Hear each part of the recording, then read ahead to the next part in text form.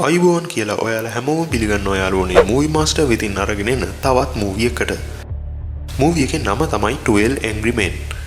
Movie එක පටන් ගන්න උසාවියක දර්ශනයකින්. ඒක ඉතා උණුසුම් ගිම්හාන ඍතුවක්.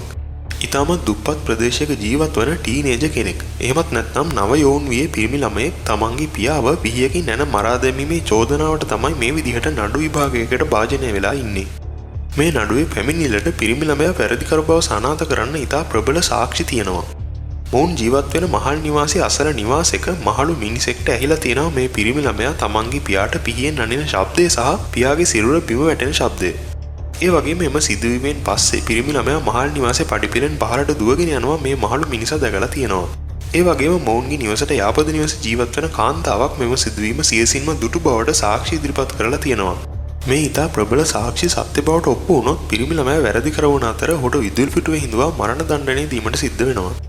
මේ සංකීර්ණ නඩු විභාගයේ අවසන් තීරණය ගන්න විනිසුරුතුමා ජූරි සභාවට බාර කරනවා. ජූරි සභිකයන් 12 දෙනෙක්ගෙන් 11 දෙනෙක්ම පිරිමි ළමයා වැරදිකරු කියලා තර්ක කරද්දී එක් පුද්ගලයෙක් විතරක් ඔහු වැරදිකර නොවන බව කියා සිටිනවා. කෙසේ හෝ නඩු විභාගයේ අවසානයේ අනෙක් ජූරි සභිකයන් 11 දෙනාම පිරිමි ළමයා වැරදිකරු නොවේ යයි තීරණය කරනවා. ඒ සියල්ල සිදු වෙන්නේ පිරිමි ළමයා වැරදිකරු නොවේ යයි තර්ක කළ ජූරි සභිකයා පිරිමි ළමයාට විරුද්ධව ඉදිරිපත් කර ඇති ප්‍රබල සාක්ෂි එකින් එක ඉතා තාර්කිකව බිඳ දැමීම නිසා. ඉතින් ඔහු ඒ සාක්ෂි එකින් එක බිඳ දමන ආකාරය අපි මෙතන ඉඳන් බලමු.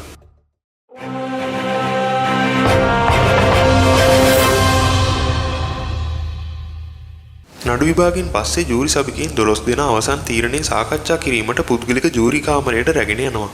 සාධාරණ සැකයක් නැතුව වැරදි කර බවට ඔප්පු කරේ නැත්නම් විත්තිකරු නිර්දෝෂී බව උපකල්පනය කරන බව විනිසුරුතුමා ඔවුන්ට මතක් කර දෙනවා. ජූරියේ සිටින බොහෝ ජූරි සභිකයන් මේ ඉක්මනින් අවසන් කර ගෙදර යාමට උනන්දුවෙන් තමයි ඉන්නේ. ජූරි කාමරයට ගිය පසු ජූරි සභිකයන් නඩුව සාකච්ඡා කිරීමට පටන් ගන්නවා. ඔවුන් මූලික ඡන්දයක් පවත්වනවා. ජූරි සභිකයන් 12 දෙනාගෙන් 11 දෙනෙක්ම විත්තිකරු වැරදිකර බවට ඡන්දය ලබා දෙනවා.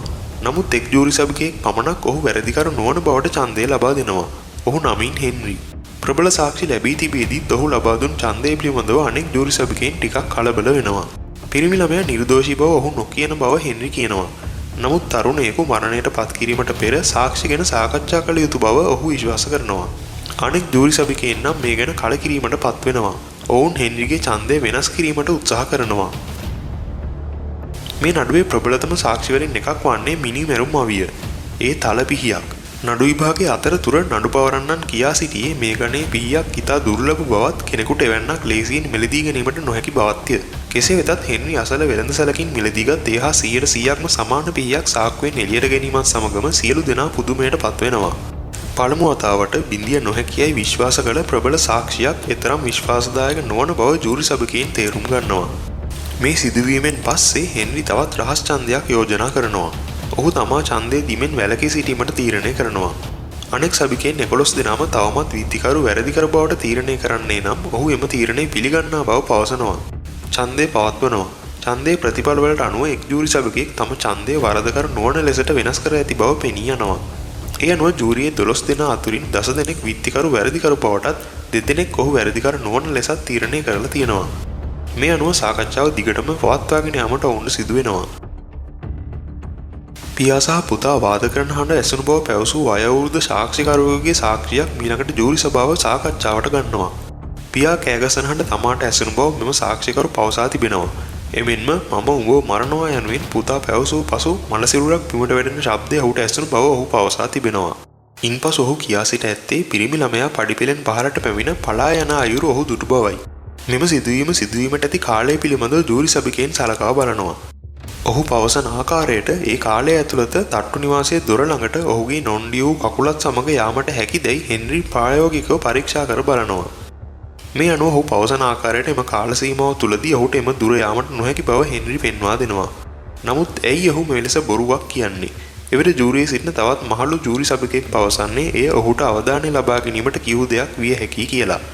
මුළු ජීවිත කාලයම තමන්ට කිසිම අවධානයක් නොලැබුණු වයෝවෘද්ධ පුද්ගලයෙකුට මේ ලැබුණු අවස්ථාව ඉතා වටින බව ඔහු පවසනවා. මේ අනුව එම සාක්ෂියත් එතරම් විශ්වාසදායක නොමැති බව ජූරිය තීරණය කරනවා. මේ හේතුවෙන් තවත් ජූරි සභිකයෙක් තම ඡන්දය වැරදිකරු නොවන ලෙසට වෙනස් කරනවා. සාකච්ඡාව දිගටම පවත්වනවා.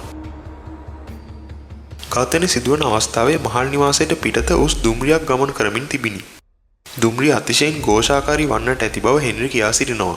ඒ අනුව මහලු මිනිසාට ඇසුණු වචන සැබවින්ම අසා නොතිබෙන්නට ඇති බව ඔහු කියා සිටිනවා.